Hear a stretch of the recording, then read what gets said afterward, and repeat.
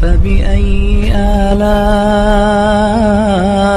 ربكما تكذبان. آپ کو معلوم ہے ایک بادشاہ نے رسول اللہ صلی اللہ علیہ وسلم کی خدمت میں ایک حکیم بھیجا، طبیب، کہ یہ عرب لوگ ہیں، یہ پڑھے لکھے نہیں ہیں تو ان کو طبیب کی ضرورت بھی پڑے گی، تو میں کوئی ڈاکٹر بھیج، اس زمانے کا ڈاکٹر جس کو حکیم کہتے تھے. تو وہ حکیم جب آیا تو وہ سارا دن بیٹھ کے مکھیاں مارتا رہتا تھا، کوئی مریض ہی نہیں آتا تھا اس کے پاس. تو بڑا پریشان ہوا، پتہ یہ چلا کہ جی یہ لوگ بیماری نہیں ہوتے، بہت کم بیماری کا ریشو ہے ان لوگوں میں. اور وجہ کیا تھی کہ کم کھاتے ہیں، جب تک بھوک نہ لگے کھاتے نہیں ہیں. تو اب آپ مجھے ایک بات بتائیں کہ صحابہ کرام کا تو یہ حال تھا کہ ایک حکیم آیا ہے غیر مسلم کنٹری سے، وہ دیکھ رہا ہے کہ یہاں کوئی بیماری نہیں ہو رہا، لیکن جب ہمارے ہاں کوئی غیر مسلم کنٹری سے ڈاکٹر اور حکیم آئے تو اسے پتہ چلتا ہے کہ یہاں ہر دوسرا آدمی بیمار ہے.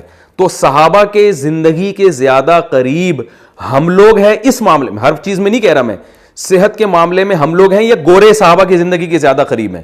یقیناً اس معاملے صحت کے حوالے سے وہ لوگ صحابہ کی زندگی کے زیادہ قریب ہیں. رسول اللہ صلی اللہ علیہ وسلم نے ارشاد فرمایا کہ خیر القرون قرنی ثم الذین یلونہم ثم الذین یلونہم، سب سے بہتر میرا زمانہ، پھر میرے بعد والا، پھر اس کے بعد والا.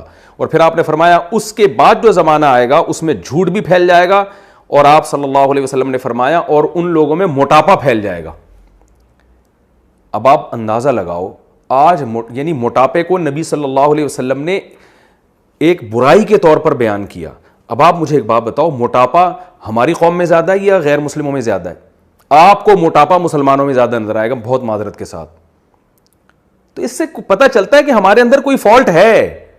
ہمارے اندر موٹاپا اس لیے زیادہ، سب موٹوں کی بات نہیں کر رہا، کوئی تو بائی نیچر موٹے ہوتے ہیں، ان کا جسم بھاری ہوتا ہے. ہر بھاری جسم والے کو نہیں آپ برا کہہ سکتے، وہ بھاری جسم والا جو کھا کھا کے موٹا ہوا ہو اس کے بارے میں برائی ہے. جو بائی نیچر ہو، ایسے تو بہت سے صحابہ تھے جن کا جسم بھاری تھا. تو ہمارے ہاں موٹاپا زیادہ ہے. اس کی وجہ کیا ہے کہ ہم کھانے کو بھی مذہب کا حصہ سمجھتے ہیں. ہمارے ہاں کھایا جاتا ہے ثواب سمجھ کے، ثواب سمجھ کے کھاتے ہیں، پھوڑتے ہیں، کھاتے نہیں ہیں، پھوڑ پھوڑ کے موٹے ہو رہے ہیں، تیجے کے نام پہ، 40ویں کے نام پہ، اور وہ حلیم کی دیگیں الگ ہیں اور کنڈے الگ ہیں اور فلاں کا پتہ نہیں اتنا کھایا جاتا ہے، اتنا کھایا جاتا ہے. اور جب ان سے کہا جاتا ہے کہ یار احتیاط کرو، یہ کیا کھا رہے ہو، کیوں، تو فوراً جواب کیا ملتا ہے؟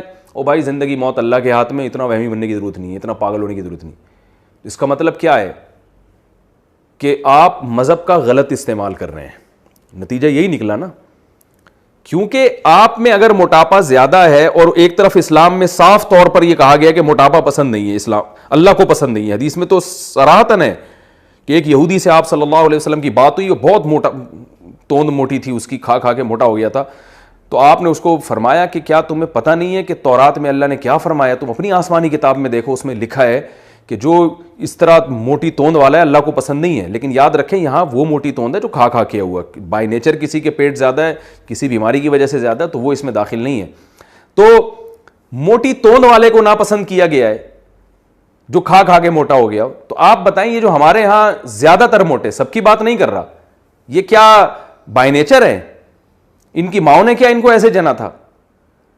تو اس سے صاف پتہ چلتا ہے بھائی ہمارے معاشرے میں کچھ فالٹ ہے، کچھ دینی لوگوں میں بھی کوئی فالٹ ہے. وہ فالٹ یہی ہے، یعنی ایسا فالٹ ہے جس کی وجہ سے ہماری زندگی صحابہ کی زندگی قریب نہیں ہے. وہ فالٹ یہ ہے کہ مذہب کے بارے میں کچھ چیزوں میں ہم کنفیوژن کا شکار ہیں، اور کچھ چیزوں میں ہم مس گائیڈ ہو رہے ہیں، اور کچھ چیزوں کو ہم غلط طریقے سے ڈیفائن کر رہے ہیں. تو میں جلدی سے اپنی اس بات کو سمیٹ کے ختم کروں کہ توکل کا جو ہمارے یہاں مفہوم ہے، تو دیکھیں معجزے بھی ظاہر ہوئے غزوہ خندق میں. حضرت ابو ہریرہ رضی اللہ تعالی عنہ دودھ کا پیالہ لے کر آئے ہیں، اور نبی صلی اللہ علیہ وسلم کو جو ہے آپ نے پیش کیا. تو آپ صلی اللہ علیہ وسلم نے حضرت ابو ہریرہ سے فرمایا کہ پہلے ادھر سے شروع کرو. حضرت ابو ہریرہ فرماتے میں پریشان تھا، ایک دودھ کا پیالہ ہے، کتنے لوگ پی لیں گے اس کو، اور میری باری بھی آخر میں آئے گی. لیکن وہ ایک دودھ کا پیالہ درجنوں لوگوں کو کافی ہو گیا. یہ معجزہ ہے. تو یہ معجزے، یہ اللہ کی مدد آئی ہے. لیکن یہ جب آتی ہے اللہ کی مدد کہ آپ نے اپنا کام پورا کر دیا ہو. اللہ کہتے ہیں تمہاری جو ذمہ داری تھی تم نے تو ایڑی چوٹی کا زور لگا دیا اسباب اختیار کرنے میں، اب میری طاقت اور قدرت شروع ہوتی ہے. اب جو تم نہیں کر سکتے وہ میں کروں گا.